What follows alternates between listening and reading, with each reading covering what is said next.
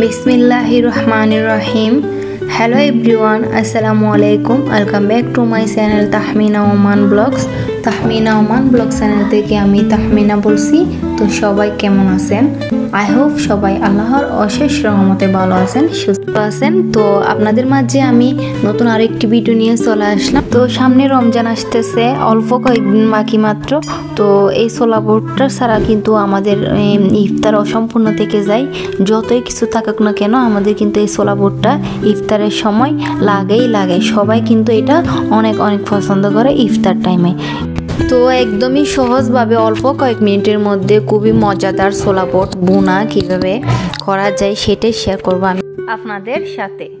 তো আপনারা তো দেখতে পারছেন, আমি মেজারমেন্ট কাপে 1 কাপ ছোলা বুট আমি কয়েক ঘন্টার জন্য ভিজিয়ে রেখেছিলাম। ভিজিয়ে রাখার পরে এটা আমি খুব ভালোভাবে ক্লিন করে 1 চামচ লবণ দিয়ে পরিমাণ মতো আলু কেটে নিয়ে আমি এটা খুব ভালো করে সিদ্ধ করে নিয়েছি। তো আমি আধা কাপ পরিমাণ রান্নার তেল দিয়ে দিয়েছি, তার মধ্যে 2টা শুকনো মরিচ দিয়ে আমি ভেজে নিয়েছি। শুকনো মরিচটা দিলে হয় কি খুব ভালো একটা গ্রাং আসে, গ্রাংটা কিন্তু ছোলা বুটটা ফ্লেভারটা দ্বিগুণ বাড়িয়ে দেয়। তো এই 2 টুকরো দারচিনি, 3টা এলাচ আর 2টা তেজপাতা আমি দিয়ে তারপর 1 কাপ পরিমাণ আমি এখানে পেঁয়াজ কুচি দিয়ে দিয়েছি। তো পেঁয়াজ কুচিটা আমি একটু ভালোভাবে একটু ভেজে নিব। ভাজা হয়ে গেলে তারপর আমি হালকা একটু ব্রাউন কালার করে নিব, মানে কি একটু বাদামি কালার আর কি। তারপর আমি এখানে অ্যাড করব 1 চামচ পরিমাণ আদা আর 1 চামচ পরিমাণ রসুন বাটা। তো আমি একসাথেই দিয়ে দিয়েছি, আমি আদা আর রসুন একসাথেই ব্লেন্ডার করে নিয়েছি। একটু পানি দিয়ে করেছি তাই আপনাদের একটু বেশি মনে হচ্ছে, কিন্তু আমি খুব বেশি দিই নাই। 1 চামচ আদা, 1 চামচ রসুন বাটা। তো আদা রসুনটা অ্যাড করার পরে আরও একটু ভালো করে ফ্রাই করে নিতে হবে, যাতে আদা রসুনের কোনো গন্ধ বা গ্রাং না থাকে। তো আমি একটু ভালো করে ফ্রাই করে নিচ্ছি। তারপরে ফ্রাই করা হয়ে গেলে আমি এখানে 1 চামচ ধনিয়ার গুঁড়া অ্যাড করেছি আর 1/2 চা চামচ হলুদের গুঁড়া অ্যাড করেছি, 1/2 চা চামচ লাল মরিচের গুঁড়া অ্যাড করেছি। তারপর 1 চা চামচ আমি মিক্স মশলা গরম মশলা অ্যাড করেছি। তারপর আমি এখানে অল্প একটু করে পানি দিয়ে দিব। মশলাটা খুব ভালো মতো করে কষিয়ে নিব, যাতে মশলার কোনো গন্ধ বা গ্রাংটা না থাকে। খুব ভালো করে মশলাটা কষিয়ে নিতে হবে।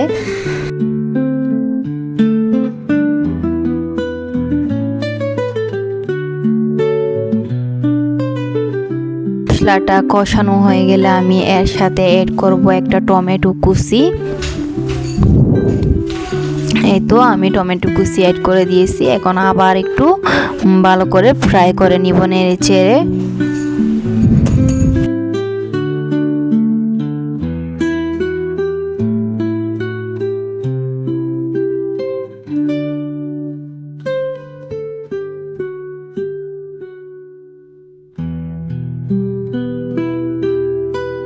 তো এই যে আমার মশলাটা একদম পুরোপুরি কষানো হয়ে গেছে, কমপ্লিট। এখন আমি এর সাথে ছোলা বুটগুলো অ্যাড করে দিব।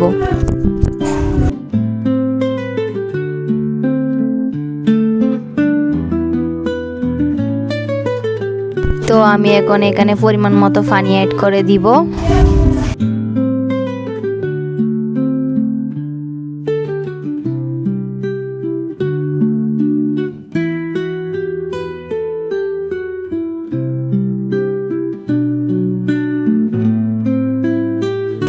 এখন আমি কাঁচামরিচ কুচি অ্যাড করে দিব। কাঁচামরিচ কুচি অ্যাড করেছি আমি ফ্রাই লাস্টের দিকে, যাতে এটার ফ্লেভারটা অনেক বেশি স্ট্রং থাকে।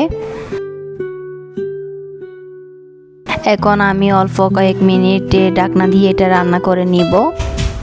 আর আমি এখানে অ্যাড করেছি সামান্য 1/2 চামচের চেয়েও কম একটু চিনি অ্যাড করেছি। আপনারা চাইলেও এটা অ্যাড করতে পারেন, না চাইলেও দরকার নাই, এটা অপশনাল। তো এই যে দেখেন আমার মজাদার ছোলা বুট বোনা কিন্তু হয়ে গেছে একদম অল্প কয়েক মিনিটের মধ্যে, খুব সহজেই।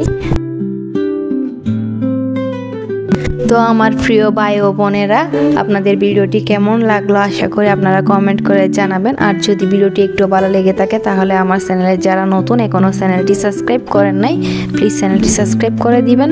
যারা ইতিমধ্যে আমার চ্যানেলটি সাবস্ক্রাইব করেছেন তাদেরকে অসংখ্য ধন্যবাদ। আমার মন থেকে অনেক অনেক দোয়া রইল আপনাদের জন্য। তো এই যে আমি এখন সোলা বোর্ডগুলো ডেকোরেশন করে নিচ্ছি। এটা আপনাদের মনের মতো করে আপনারা ডেকোরেশন করে নেবেন। তো আজকে এই পর্যন্ত, সবাই ভালো থাকবেন, সুস্থ থাকবেন। আল্লাহ হাফেজ।